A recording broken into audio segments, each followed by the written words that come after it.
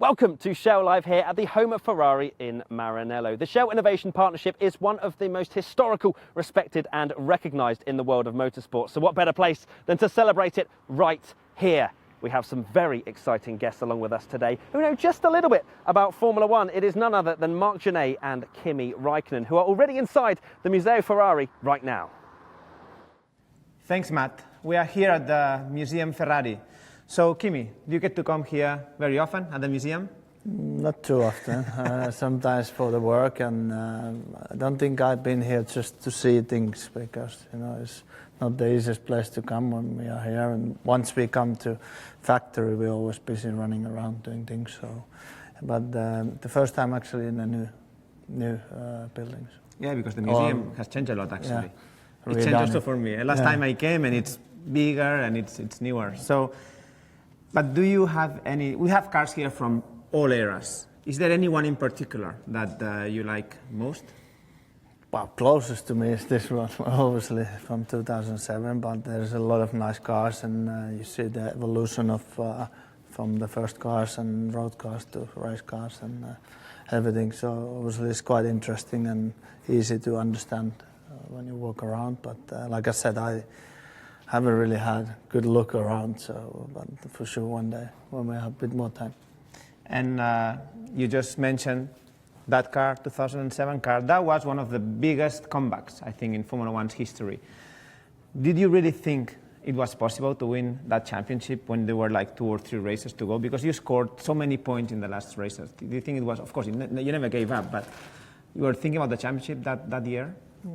I don't know if of course we were thinking one way or another about championships because we were fighting for the team and the drivers, and obviously we started pretty okay and then had some difficulties and some DNFs, but the last part of the year we came on stronger, won most of the races, and obviously it all went our way in the end, but in the middle of the season it definitely didn't go our way, so it's always we keep trying, and we went basically race by race, and we knew that we have to win, and then it's not really up to us what happens after that. So obviously it was some very difficult condition in the last part of the year in Japan, in China, and yeah, it's all worked out well, and the team worked perfectly, and with 2 cars we won both championships. So it was a great end of the year, a long year and difficult, not always the nicest way of going some races over the year, but all worked out well. And talking about the team, Shell put a lot of effort into it, 21,000 man-hours on a year. How important is teamwork? How important is Shell's work to winning the championship or to winning races like this year and your championship?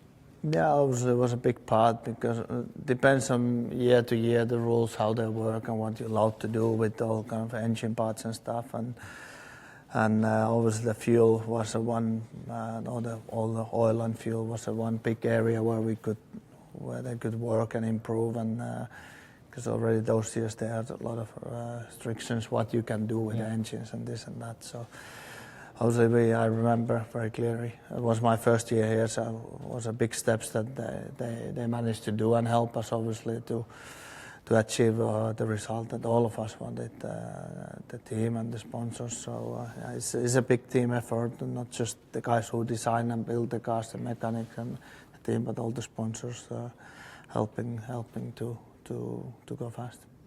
Well, thanks. You are part of Ferrari. You are one of the very champions of Ferrari, so if it's fine with you, we can go to the very iconic Room of Champions, where there is a special place for you.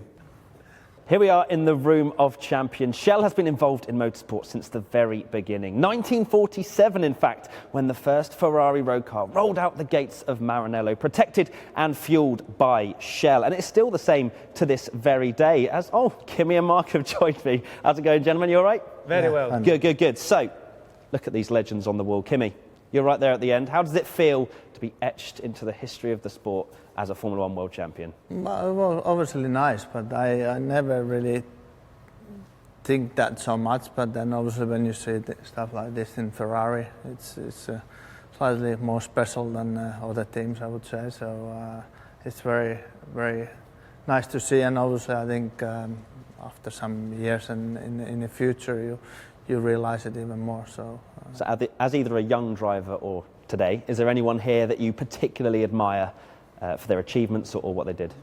I think you obviously know the history quite a bit, so they're all great drivers and different. But I never really had an idol, but I was raced with Michael against him, lost the championship against him. So, but I think he's always the most closest because I know him a bit, and But when you see all this history, it's quite.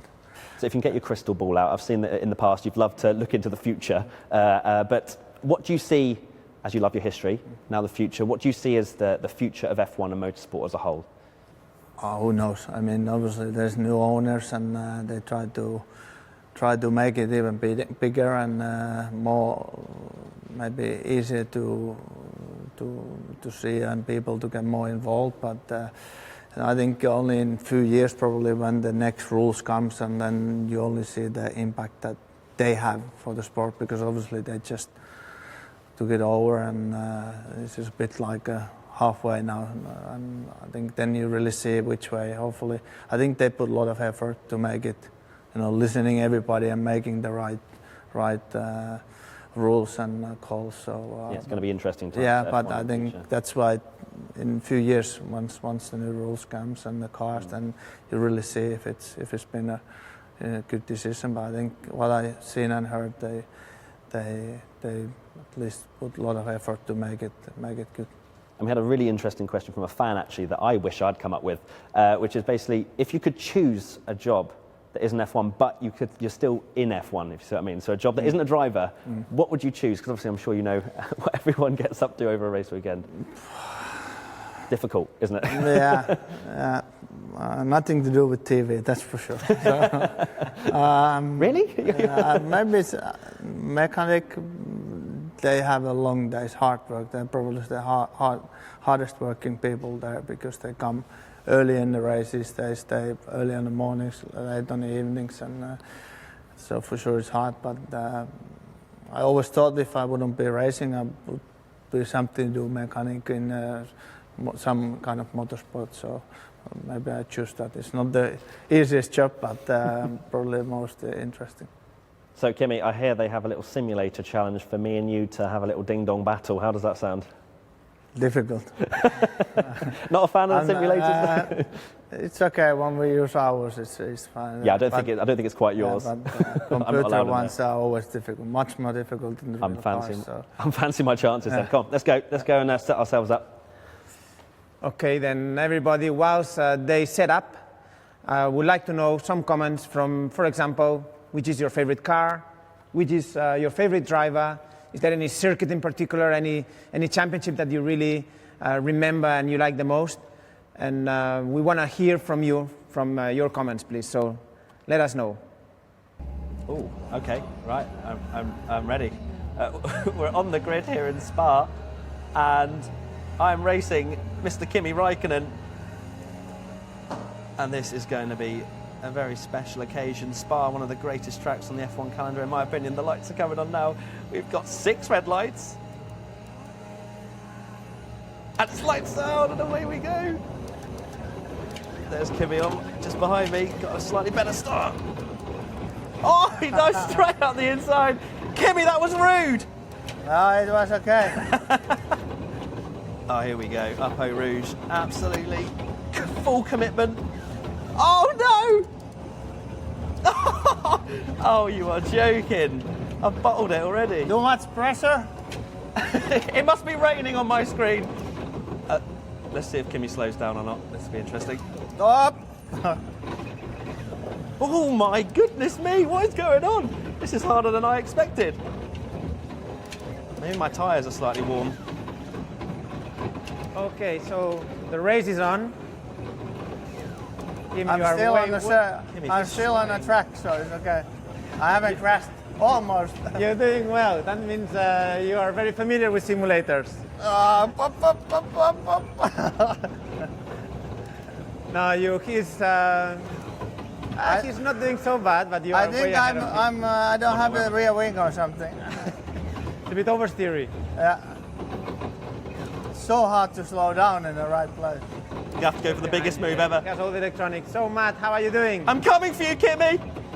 Don't crash into me. I will. How big slowdown this one? I've got to go for it. Good.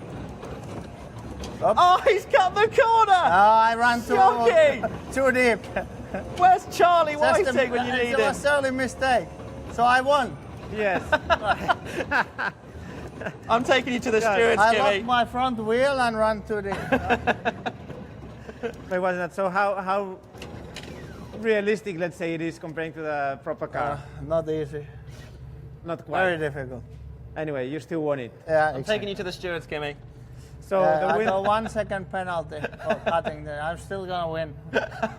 So Kimi, you are the winner. Matt, second. This is the end of the first segment, and now we're gonna go into the second segment, which is gonna happen in Fiorano. So join us, share live then from Fiorano.